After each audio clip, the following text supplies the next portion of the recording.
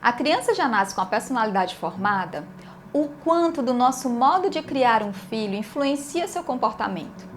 Olá, eu sou Carla Fernanda Sá, psicóloga infantil, e no vídeo de hoje eu vou iniciar uma série para falar dos fatores que podem promover o desenvolvimento saudável das crianças desde o nascimento. Vamos juntos?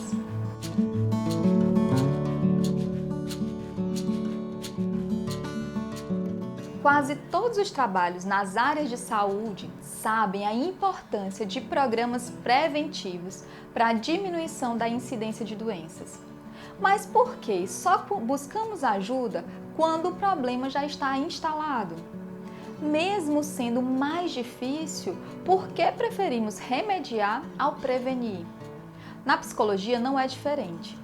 Quase todas as orientações, pesquisas e estudos são voltados para tratamentos de psicopatologias já instaladas. Mesmo este sendo um trabalho importantíssimo, nós podemos e deveríamos chegar bem antes. Pois há sim formas de promover saúde mental das crianças desde os primeiros anos de vida, por meio de intervenções que busquem evitar danos futuros. Por isso, os programas de intervenção precoce deveriam ser largamente adotados. Inúmeras pesquisas já têm demonstrado a importância da fase da primeira infância, que se dá entre 0 a 6 anos, no desenvolvimento físico, emocional e cognitivo.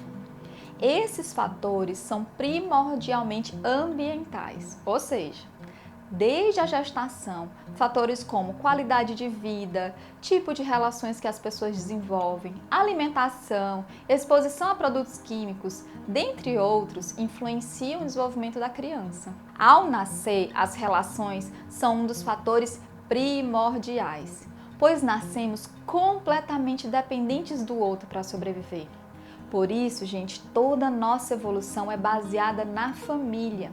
Por esse motivo, um dos primeiros fatores ambientais a serem estudados foi justamente como se dá a formação dos vínculos afetivos, ou seja, como se forma a relação entre cuidador e a criança.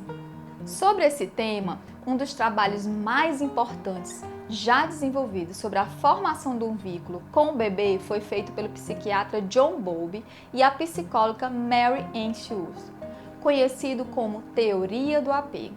Mary define apego como os comportamentos que o bebê emite, como chorar, buscar contato visual e físico, que ativam cuidados por parte dos responsáveis. Quando esse comportamento do bebê é consequenciado por um cuidador, ou seja, ele vai lá e dá colo, acalenta, alimenta ou troca essa criança, começa a se formar uma relação de apego entre eles. Quando a criança desenvolve um apego chamado de seguro com esse cuidador, ou seja, quando ele é sensível e responde aos sinais e necessidades do bebê, eles fornecem um ambiente rico em experiências e de trocas. Há algumas pesquisas que mostram, inclusive, que esses modelos de cuidado que se desenvolvem na primeira infância podem pautar suas relações sociais futuras, seus vínculos com amigos, filhos, parceiros.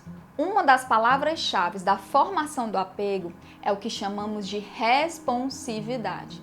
Por exemplo, quando o bebê ou criança pequena gesticula, balbucia ou chora e um adulto responde apropriadamente com contato visual, expressões afetivas, palavras, um abraço, conexões neurais são construídas e fortalecidas no cérebro da criança, que apoia o desenvolvimento, por exemplo, de habilidades sociais e de comunicação. Por isso, o modo como os relacionamentos se formam na infância são tão importantes. A ausência de um relacionamento responsivo e negligente é uma séria ameaça ao desenvolvimento e ao bem-estar da criança. Quando o ambiente que a criança cresce é instável, o corpo apresenta respostas ao estresse, inundando o cérebro em desenvolvimento com hormônios potencialmente prejudiciais. Fernanda, isso quer dizer que eu tenho que viver colado na minha criança o tempo inteiro? Não! Ser responsivo é entender que a criança precisa sim de um ambiente amoroso e acolhedor, mas também precisa explorar, ser estimulada a sua autonomia, ter interações com outros adultos atenciosos. Quanto mais segura a criança se sentir, mais ela vai querer explorar o mundo ao seu redor. E esse é outro fator para o apego seguro. Quando a criança possui cuidadores sensíveis às suas necessidades, inclusive de exploração, desde os primeiros anos de vida, mais elevadas serão suas competências cognitivas, a sua regulação emocional, como a tolerância à frustração, o seu funcionamento socioemocional, como a compreensão moral e a empatia, e os estudos longitudinais mostram que esse resultado permanece a longo prazo. Importante a gente destacar que para que o cuidador consiga criar esse tipo de ambiente favorável, ele também precisa de ajuda. É fundamental ter uma rede de apoio, seja a família, amigos, creches, serviços profissionais. É importantíssimo ter apoio emocional e social, inclusive de políticas públicas que resguardem os direitos dos pais, como licença maternidade, paternidade, cuidados com a saúde e programas de apoio voltados às necessidades das famílias. Esses fatores sociais interferem na qualidade das relações que as crianças receberão. Por isso, gente, é preciso ter autocompaixão e não cair na armadilha de nos culparmos por tudo que acontece com nossos filhos. Por isso, o provérbio africano é tão sábio ao dizer que sim, é preciso uma aldeia inteira para educar uma criança. Esse é um trabalho feito a muitas mãos. A qualidade do ambiente inicial de uma criança e a disponibilidade de experiências e estímulos apropriados a cada fase são importantíssimos para o desenvolvimento de todo o seu potencial, pois estabelecem a base de aprendizado posterior.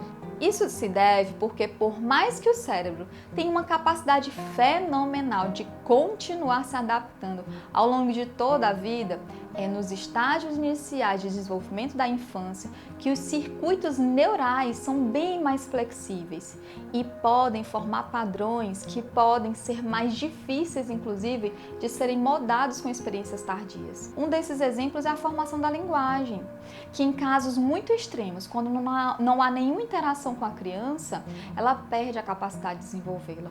Mas é importantíssimo atentar que o contrário também pode prejudicar. Ou seja, quando os adultos esperam que as crianças dominem habilidades para os quais os circuitos cerebrais necessários ainda não estão formados, poderá prejudicar o desenvolvimento saudável, inclusive criando um estresse excessivo na criança.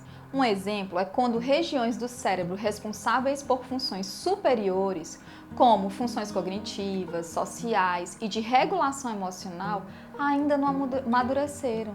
E as crianças são cobradas a terem comportamentos que ainda não estão preparadas para ter, como se autorregularem emocionalmente quando estão com raiva ou irritadas. Ou então quando são forçadas a aprender a ler e a escrever antes do tempo. Por tudo isso, precisamos sim, enquanto pais e cuidadores, lutar por políticas públicas voltadas para as necessidades das famílias.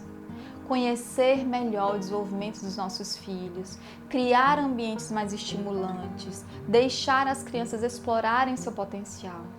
Mas antes de tudo, o que mais importa na nossa vida é desenvolver relações de respeito, afeto e carinho. É isso que nos torna humanos. Então, se de alguma forma esse vídeo te ajudou, compartilha com outras famílias, para que possamos ter cada vez mais pessoas participando de forma consciente e ativa da educação de nossas crianças. Até a próxima!